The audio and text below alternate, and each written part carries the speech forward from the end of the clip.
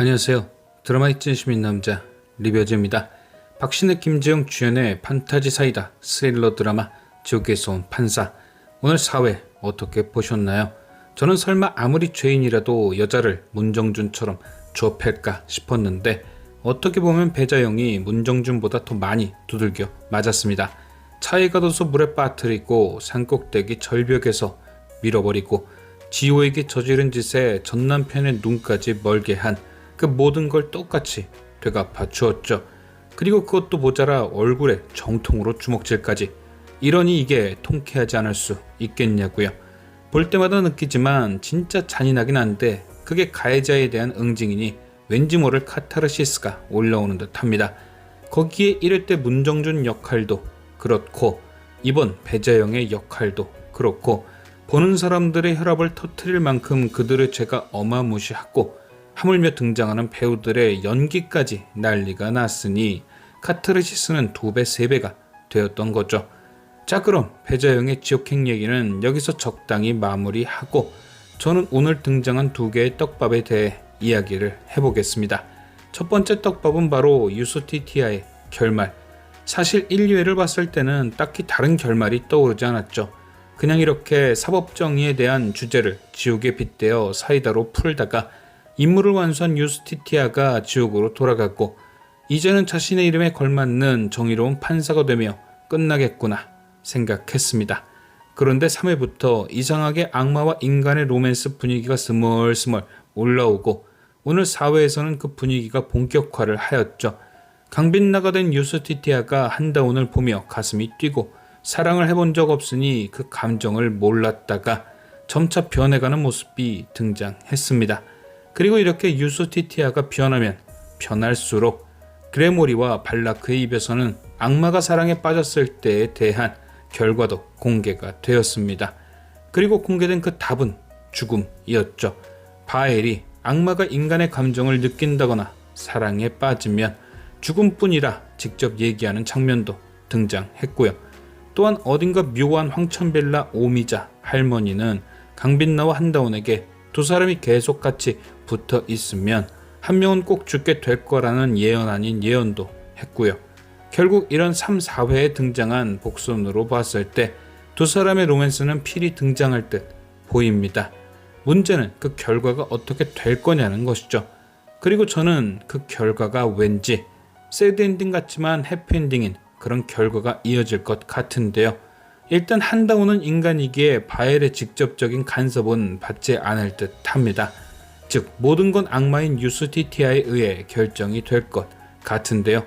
저는 아마도 유스티티아가 마지막쯤에 한다운과 연쇄 살땡범을 잡는 와중 그를 위한 희생을 하지 않을까 싶습니다.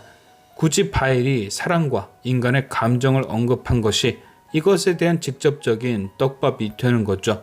악마인 강빛나가 인간 한다운을 위해 인간적인 감정 사랑을 느끼고 희생한다.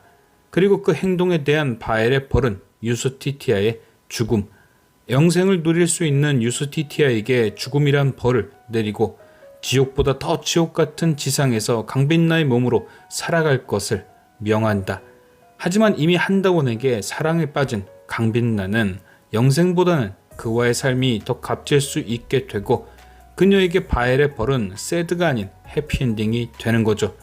오미자 할머니가 말한 죽음도 유스티티아가 소멸된다면 충분히 떡밥 회수가 가능해지는 거고요.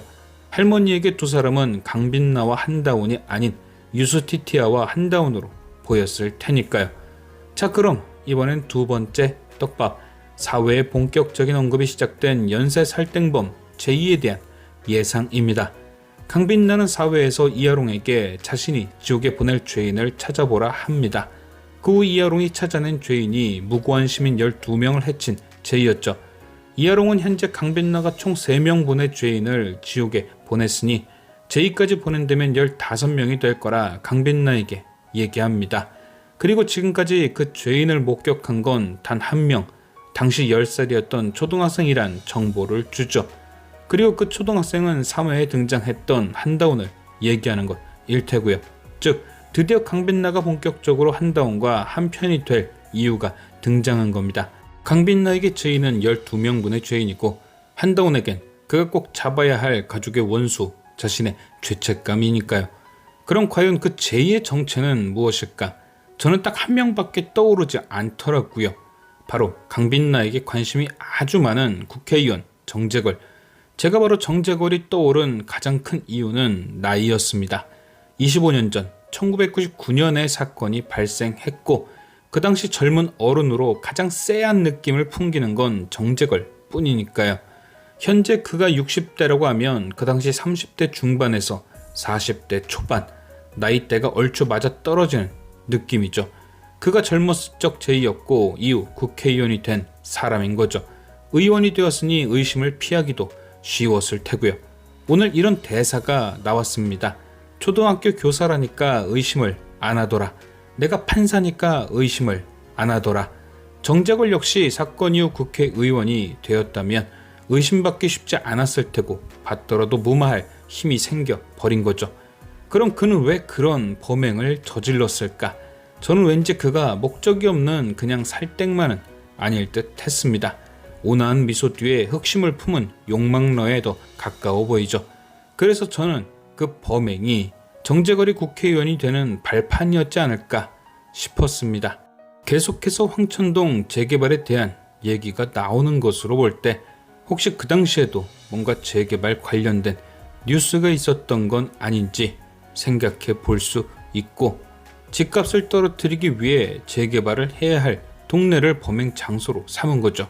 그렇게 집들을 헐값에 사들이고 그걸 발판으로 사업에 성공, 이후 국회의원이 되는 밑밥이 되었다.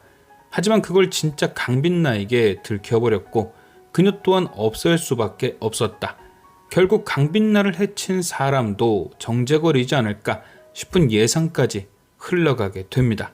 계속해서 강빛나의 사라진 기억에 대해 궁금해하는 것도 그 이유고요. 하나를 더 예상해보자면 1회에 등장했던 강빛나가 범행을 당하던 순간, 그때 강빛나가 범인을 밀자 냅다 자빠지는 장면이 등장하는데 그게 강빛나를 노리던 범인이 힘이 약한 노인일 수 있다는 약간은 억지스러운 방증이 될 수도 있죠. 만약 이 예상이 맞다면 강빛나는 한 큐에 꽤 많은 것을 해결하게 되지 않을까요? 제2로 해친 12명의 강빛나까지 적어도 13명이 한 방에 카운팅 될 테니까요. 과연 한다운의 가족을 죽인 제2와 강빛나를 해친 봉변남의 정체는 무엇일지 지금까지 시청해주신 여러분께 감사드리며 리뷰저는 또 다른 리뷰로 돌아오겠습니다.